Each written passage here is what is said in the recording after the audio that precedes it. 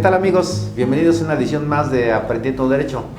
Como siempre, agradecemos el patrocinio de la Universidad de Ciencias Jurídicas por permitirnos grabar en sus instalaciones y además siempre apoyarnos con ese valioso material humano que son sus catedráticos. Y el día de hoy, por supuesto que tenemos un programa muy interesante. Hemos invitado para platicar en materia de derechos humanos, que es un tema fundamental. Y si alguien sabe de eso, pues es el maestro Osvani Licona, a quien le damos la más cordial bienvenida, maestro. Qué bueno que está con nosotros. Muchísimas gracias. Muchísimas gracias por la invitación, de verdad. Yo, con un gusto enorme, estoy aquí. No, hombre, maestro, es un gran honor que nos pueda acompañar hoy, después de tantos años estar también con nosotros en las aulas. Gracias de verdad también por la oportunidad de compartir lo que en la práctica pues se puede traducir a compartir conocimiento con el alumnado que obviamente pues busca la excelencia educativa que esta universidad le da. No, hombre, muchísimas gracias. Oiga, ya 17 años en materia de derechos humanos.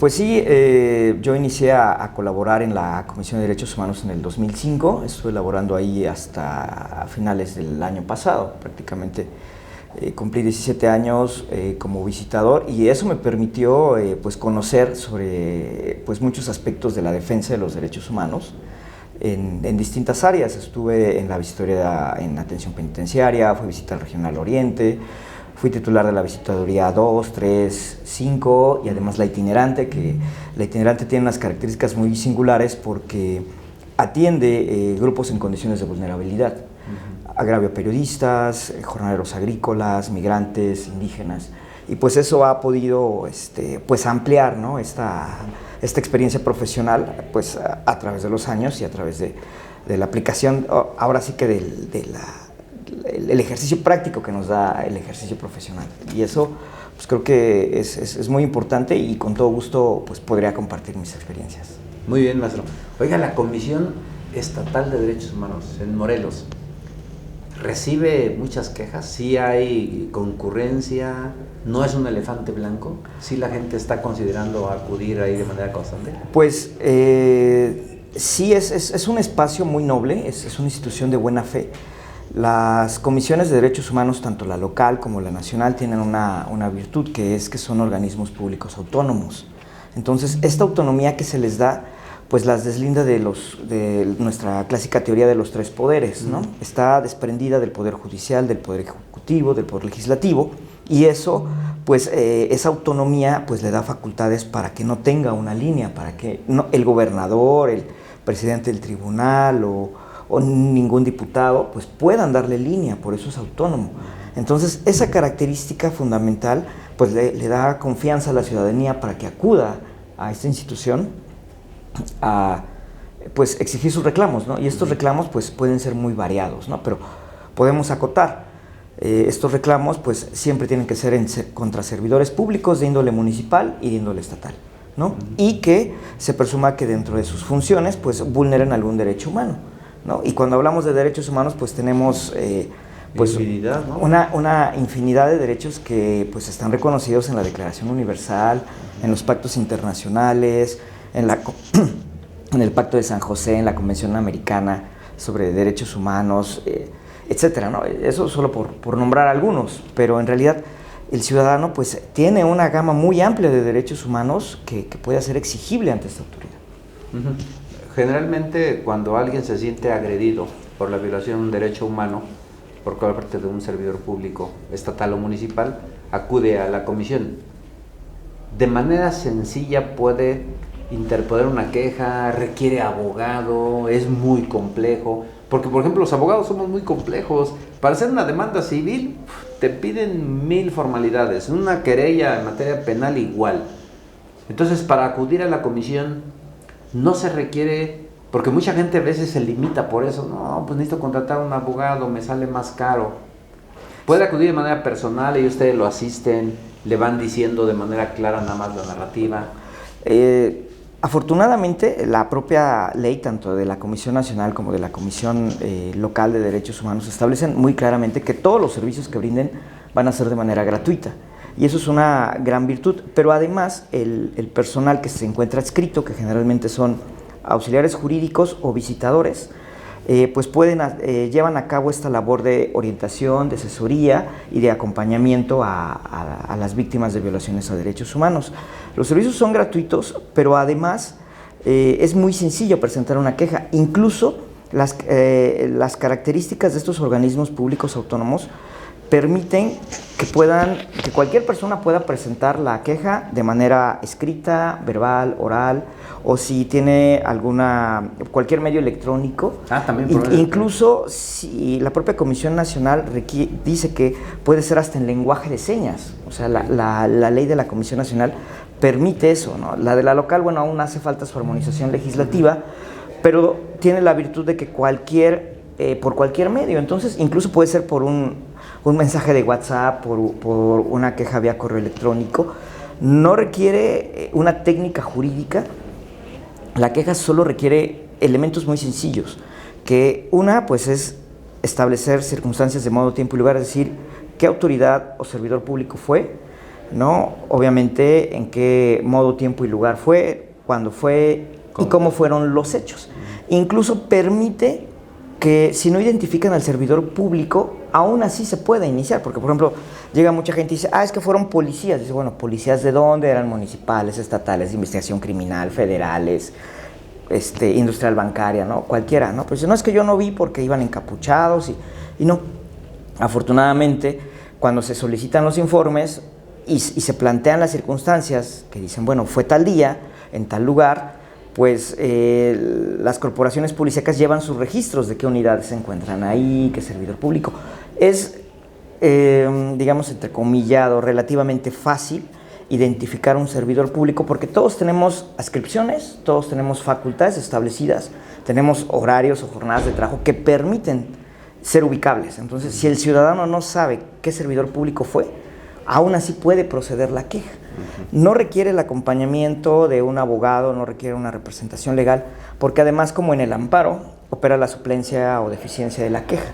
Entonces, eso pues es una gran virtud porque pues los visitadores y los auxiliares se van a encargar de documentar toda esta información que pudiera hacerle falta al ciudadano que se ve pues vulnerado en sus derechos. Vulnerado.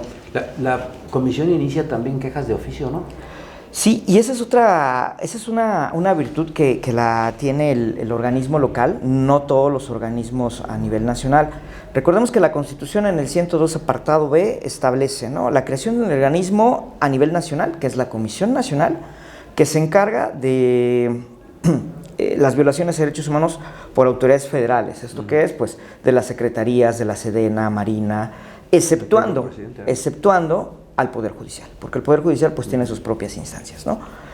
Y las comisiones locales pues tienen la misma suerte, ¿no? No conocen del Poder Judicial, pero además estas pues tienen estas características igual de patrimonio propio, propia normatividad, autonomía, un presupuesto, y entonces pues estos organismos pues tratan de cumplir con esas exigencias sociales, de que no abusen, no requieren de un abogado, van en contra del poder, ¿no? Eso es una característica muy importante.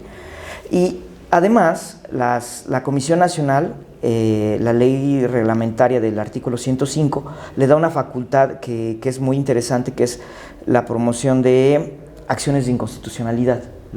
Entonces, estos mecanismos que son juicios de control constitucional, que bueno, a lo mejor suena un poco técnico todo esto, pero van a permitir que incluso los organismos locales, como las comisiones estatales, puedan promover estas acciones en contra de leyes que se considere que vulneren derechos humanos en general. Incluso ya se han promovido, me tocó la oportunidad de iniciar estos procedimientos legales ante la Suprema Corte, y afortunadamente se ha tenido una buena respuesta porque se han encontrado fundados estos reclamos. La primera de ellas fue contra estas reformas que se hicieron, que buscaban que los magistrados incrementaran sus periodos al frente de las 20. Exacto, de 20, y esa demanda se resolvió hace un par de años, y la Suprema Corte dijo, sí es violatorio a la igualdad, a los derechos políticos de muchos, porque restringe el acceso, va en contra de la Constitución, va en contra de la Ley Orgánica del Poder Judicial en el estado de Morelos, y pues dejó sin efectos los artículos transitorios que le daban esa temporalidad. Entonces, ya no solo es la queja de oficio, sino si hubiera una ley, un reglamento, algún decreto, alguna situación que fuera contraria a la Constitución y los tratados internacionales, las comisiones se encuentran ya facultadas para iniciar esas acciones. Entonces, eso es formidable. Formidable. Más allá de las quejas, porque las quejas, la esencia de las comisiones de derechos humanos es la lucha contra el abuso de poder, ¿no? Pero hay otras facultades. Por ejemplo, la Comisión Nacional tiene el Mecanismo Nacional para Prevenir la Tortura.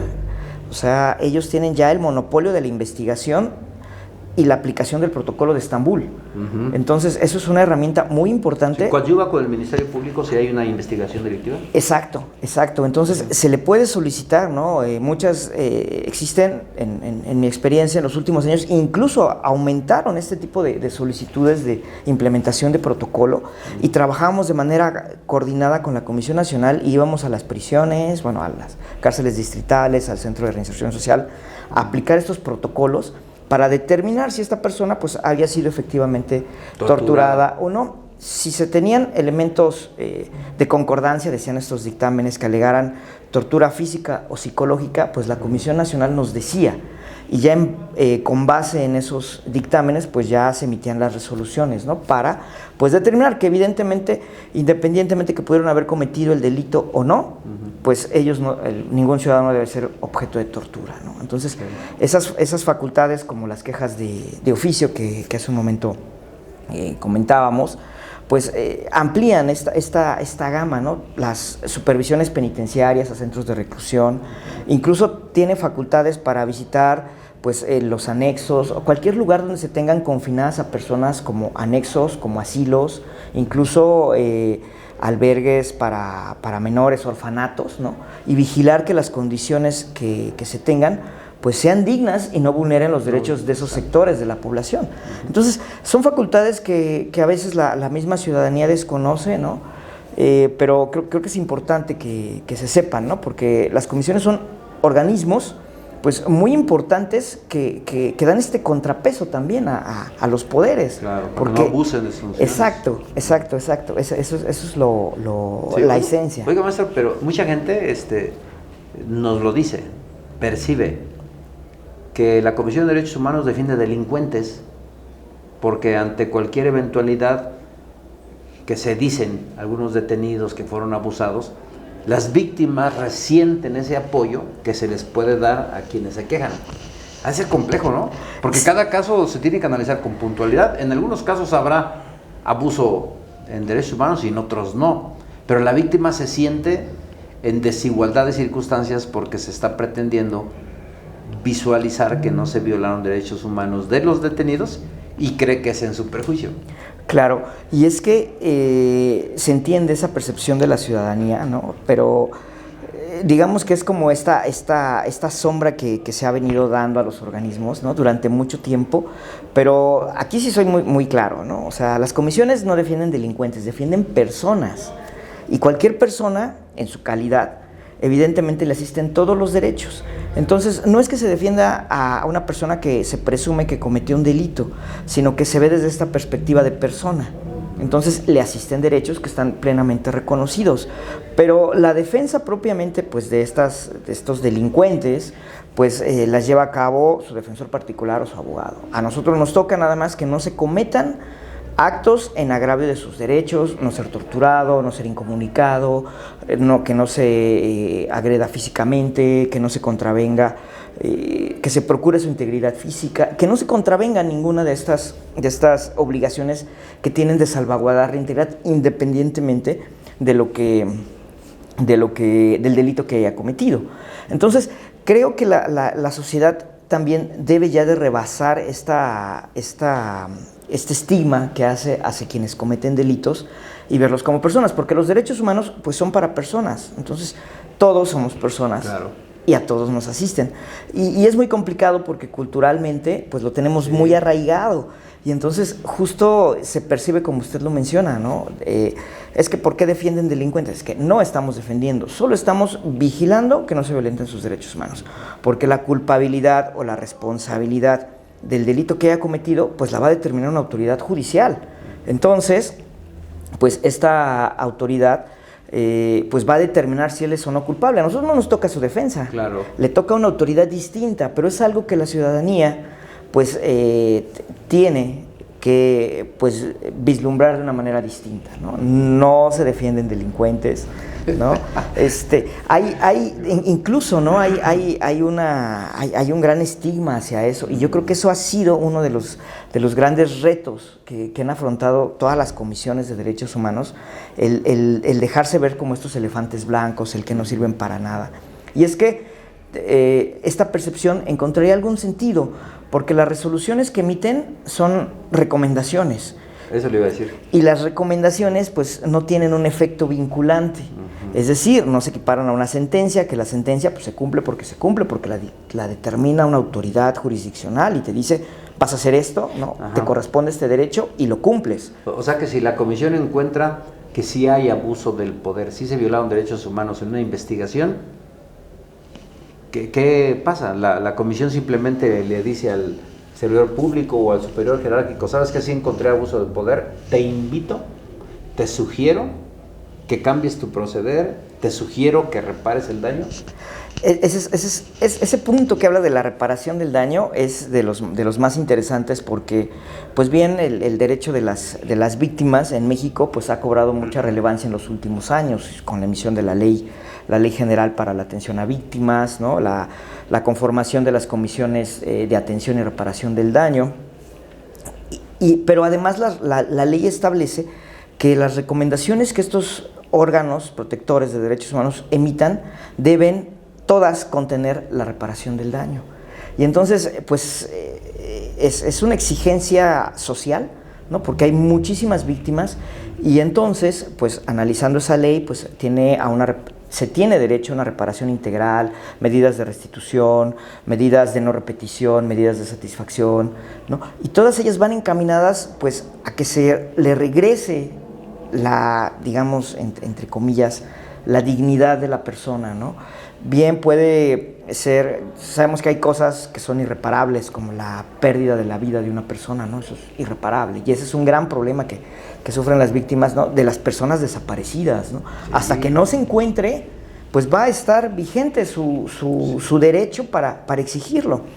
Entonces, la reparación del daño cobra un papel sustancial en el ejercicio de las funciones de los organismos constitucionales autónomos, porque si se acredita esta violación, se tiene que reparar el daño, y se emiten estas recomendaciones contemplando la reparación integral, lo cual pues a muchas instituciones, por ejemplo, si se dice, oye, bueno, tú vulneraste un derecho humano, pide una disculpa pública como una parte de medidas restitutivas y medidas de satisfacción, vamos a pedir que además esta disculpa pública se exhiba en tus espacios, tus redes sociales, en un periódico de circulación, ¿no? Y eso en alguna medida pues restituye la dignidad de la persona, el que la autoridad reconozca que se equivocó.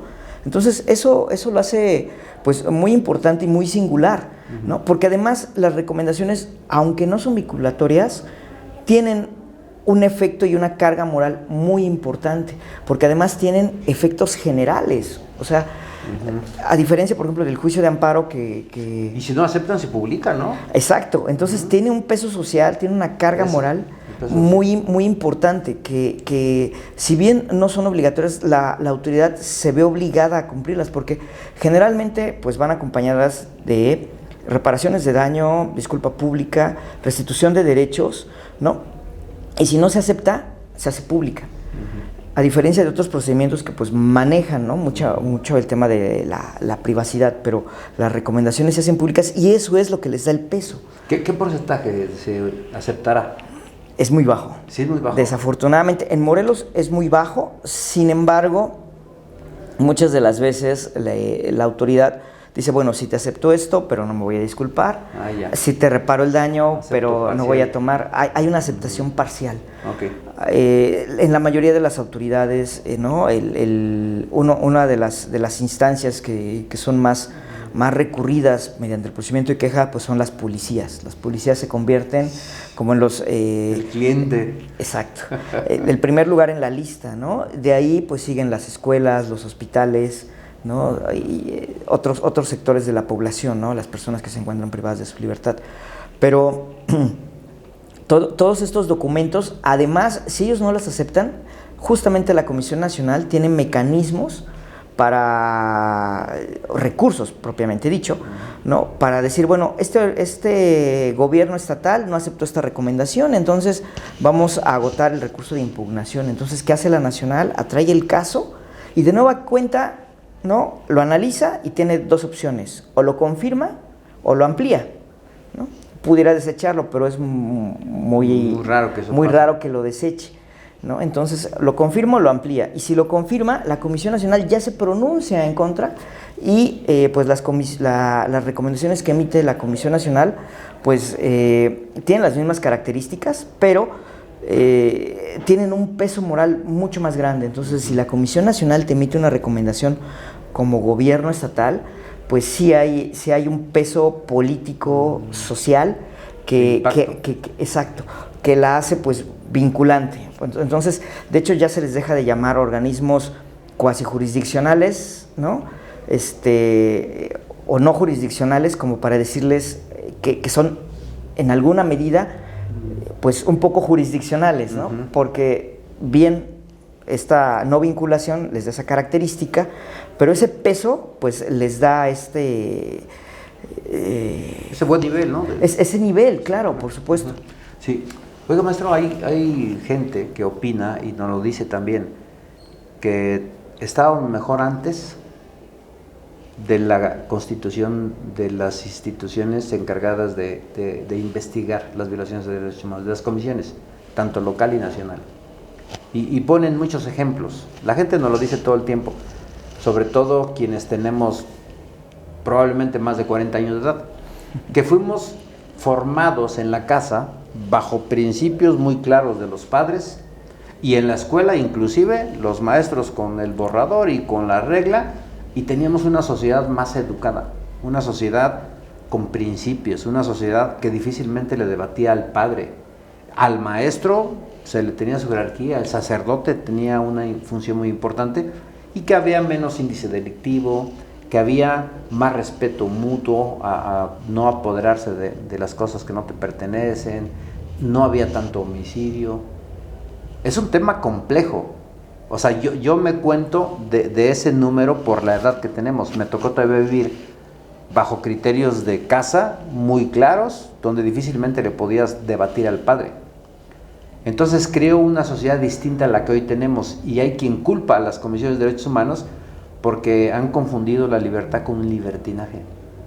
Fíjese que es muy interesante su planteamiento, doctor, porque sí, efectivamente, ¿no? Ciertas generaciones fuimos educados bajo ciertos aspectos, pero los derechos humanos, dice un autor, es una propuesta civilizatoria, ¿no? El problema que estamos teniendo es que estamos viendo en la doctrina, le llamamos binomio indisoluble, que es derecho-obligación, ¿no? Este binomio indisoluble se está decantando más por el derecho que por la obligación. Entonces tenemos una sociedad que exige derechos, pero que no se hace responsable de sus obligaciones. Y entonces eso nos está generando este desequilibrio de percepción, ¿no? Y pensamos que los derechos humanos obstaculizan, pero es contrario, porque estos derechos humanos han tenido progresividad a tal grado de que pues ahora afortunadamente las mujeres ya tienen el derecho a decidir sobre su cuerpo. Tenemos el derecho al matrimonio igualitario, a la adopción dentro del matrimonio igualitario. Esta progresividad de derechos pues ha ido reconociendo pues otros más que hace muchos años ni se pensaban. El derecho incluso al internet, el derecho al acceso a la información, son derechos que eran impensables hace mucho tiempo, y ahora se tienen gracias a esta propuesta civilizatoria que representan los derechos humanos. Los derechos humanos no se pueden vislumbrar como un obstáculo para el desarrollo de la sociedad, son una herramienta que posibilita que toda la ciudadanía pues tenga esa libertad, sin que, justamente lo decía hace un momento, se olvide de estas obligaciones que tiene. Hay una corresponsabilidad. Siempre que tengo la oportunidad de hablar de derecho, en esta semana tuve la oportunidad de participar en un espacio respecto al derecho al agua. Yo decía, bueno, pues la obligación también del ciudadano es cuidar el agua. No nada más es Estado, dame el agua. No, yo como ciudadano, sí, Estado, dámela y yo la voy a cuidar. Entonces, sí, Estado, proporcióname cosas, pero voy a cuidar el agua, voy a cuidar el medio ambiente, voy a ser respetuoso, ¿no? Y entonces ya la educación se convierte en esta línea, en esta directriz que nos va a permitir tener una mejor sociedad. Porque si no tenemos una sociedad educada en derechos humanos, pues difícilmente, ¿no? O sea, lograremos pues estos objetivos de paz social, bien común, ¿no? Difícilmente. Entonces, la educación en derechos humanos se convierte en una herramienta pues muy importante en el tema de derechos humanos. Y es el camino. O sea, no podemos ver a los derechos humanos como un obstáculo, no podemos verlos como ¿por qué? Porque los derechos humanos te profesionalizan, ¿no? O sea, dicen, bueno, es que antes de los derechos humanos se podía torturar y se podía encontrar a los delincuentes. Bueno, pues tendría que haber, pues, investigaciones serias, ¿no? De criminalistas, objetivas, de criminólogos, de gente preparada, ¿no? Como la que egresa de aquí de la universidad, que tiene esas herramientas, pues, para que no tengan la necesidad de darle un tehuacanazo a una persona que igual es inocente, pero ya por estar presionado, ¿no? Confiesa, acepta un delito que no cometió. Y entonces, y aparte lo exhiben, ¿no? Violentan la presunción de inocencia y este abusador, este delincuente, ¿no? Y entonces empieza este debate, ¿no? Y es un debate de verdad, pues muy constante que se tiene en el tema de derechos humanos, ¿no? Pero créame, doctor, las comisiones de derechos humanos no defienden delincuentes, defienden personas. Defienden personas. Con esa frase nos quedamos. Es una frase muy, muy buena. No defienden delincuentes, defienden personas. Y puede tener un estatus distinto aquel que acude a presentar una queja. Maestro, qué gusto tenerlo por acá. Gracias por abrirnos el panorama. Nos queda hoy muy claro y también, por supuesto, a nuestra gente. Apreciamos mucho su presencia, maestro, y también, por supuesto, a usted, porque a usted le debemos la grabación de estos programas. Muchísimas gracias por su asistencia y nos vemos en una edición más el próximo miércoles de Aprendiendo Derecho. Gracias, mi querido maestro. Doctor, a la orden. Muchísimas gracias a todos.